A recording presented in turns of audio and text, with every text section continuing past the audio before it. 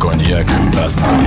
Сила лева в тобі. Сполучені Штати мають план, який допоможе Україні перетворитися на успішну країну у військовому, економічному і демократичному сенсі і будуть підтримувати Україну у довгостроковій перспективі. Водночас, якщо Росія продемонструє щире бажання вести переговори, то Сполучені Штати точно будуть там. Про це заявив держсекретар Ентоні Блінкен у розмові з президентом Всесвітнього економічного форуму Борге Бренде на зустрічі міністрів закордонних справ арабських і європейських країн. Я нагадаю, що Блінкен зараз в Ріяді перебуває в Саудівській Аравії.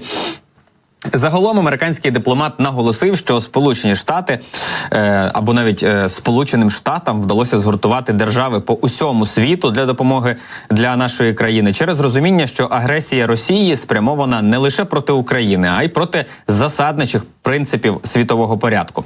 Водночас, наразі закінчення війни залежить від волі і рішення очільника або російського диктатора Владимира Путіна. Принаймні, так вважають у Сполучених Штатах, і таку позицію висловив Ентоні Блінкен. Далі зацитую його слова. «Ми змогли об'єднати стільки країн не лише у Європі, а й за її межами. Країни визнають, що агресія була спрямована не лише проти України, а й проти деяких основоположних принципів міжнародної системи. І якщо ми залишимо цей виклик безкарним, тоді, ймовірно, ми матимемо світ, де буде більше, а не менше конфліктів. Це постійні зусилля і постійна боротьба. Але плани Путіна щодо України стерти її з мапи, включити в Росію, щоб вона більше не існувала, вони провалилися. І у нас також є альянс у Європі, який є сильнішим, він також є більшим, ніж був. І я думаю, що є план, який дозволить Україні з часом досягти успіху, бути сильною країною у військовому, економічному і демократичному відношенні.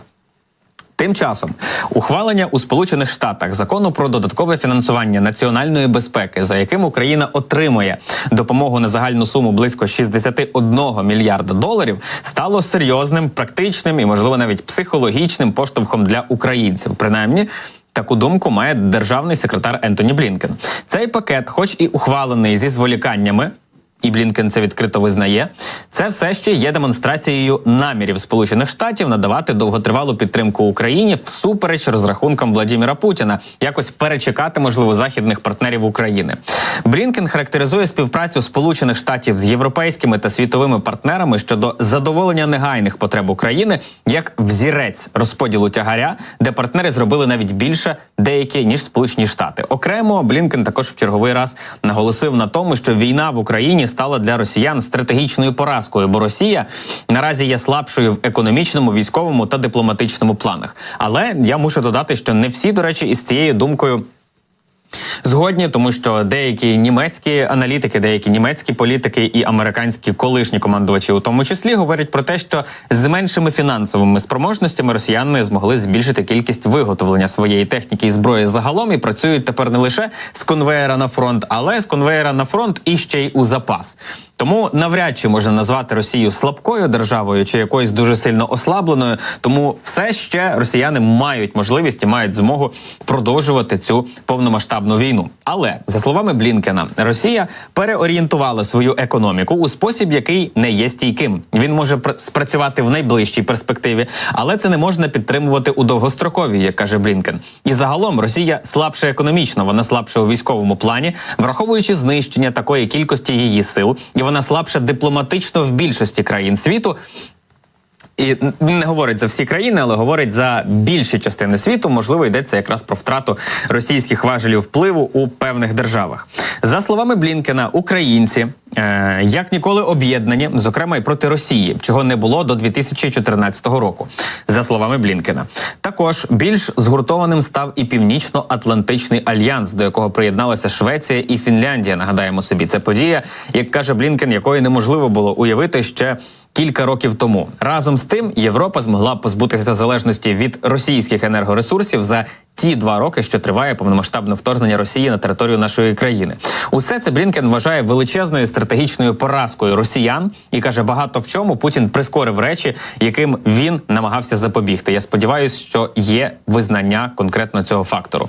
Ну і деталізуючи загалом довгострокові перспективи України, Блінкен пояснив, що наразі більше 30 держав або вже завершили перемовини, або завершать їх щодо того, що йдеться про загалом підписання двосторонніх угод і зобов'язань у сфері безпеки з Україною. Це, за словами Блінкена, закладе основу для спроможності України у майбутньому стримувати і захищатися від російської агресії. З економічної точки зору, за словами Блінкена, попри складні обставини серед приватних інвесторів існує великий інтерес до України, і Сполучені Штати сприяють притоку приватних інвестицій до нашої держави, звертаючи увагу на той факт, що Україна змогла відновити товаропотік Чорним морем і зараз експортує ним більше товарів, ніж до лютого 2022 року. Це все вказує на вірогідність економічно вигідної і сильної України у майбутньому. З погляду розвитку демократії в державі Блінкен каже, що найкращим поштовхом є початок переговорів із Європейським Союзом про вступ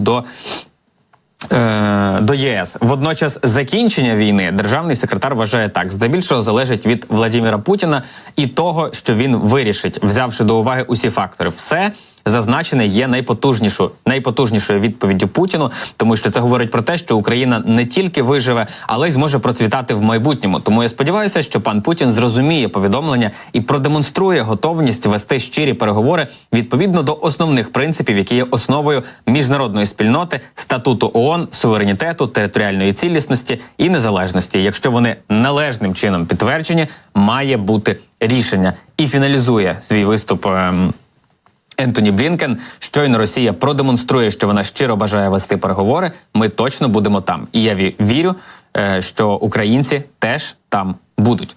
Зрештою, українці від цього ніколи не відмовлялися. Єдиний нюанс у всій цій історії, що переговори мають бути на справедливих умовах, а не нав'язувані Україні тез і світопорядку, скажімо так, саме російського. Тобто для того, аби цей процес відбувся, потрібно говорити на рівних.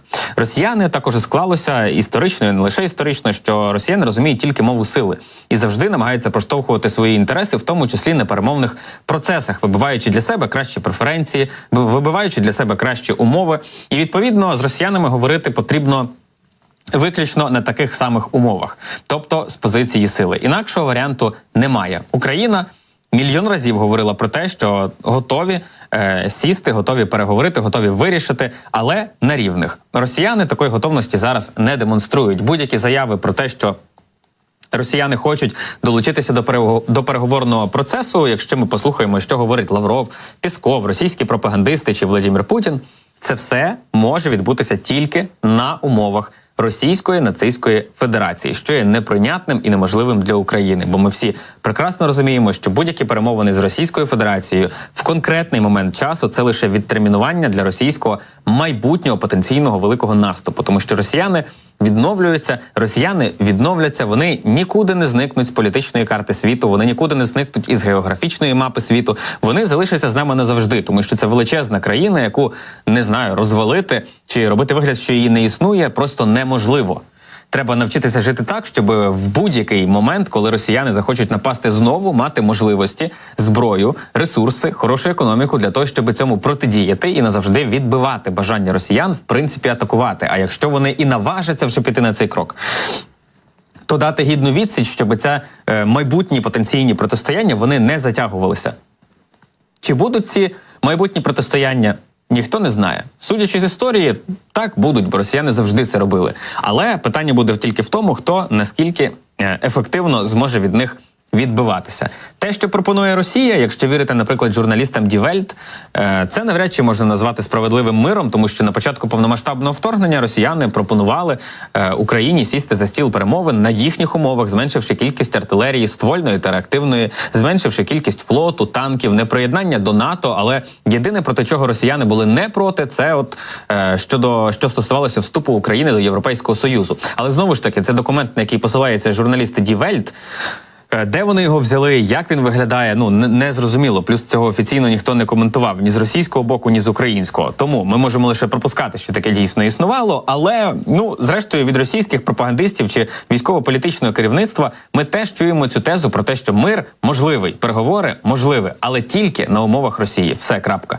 Тому тут немає чого обговорювати, бо з росіянами діалогу конкретно зараз в конкретний момент часу, станом на сьогодні чи навіть в найближчому майбутньому його не буде, бо росіяни не демонструють готовності до цього процесу.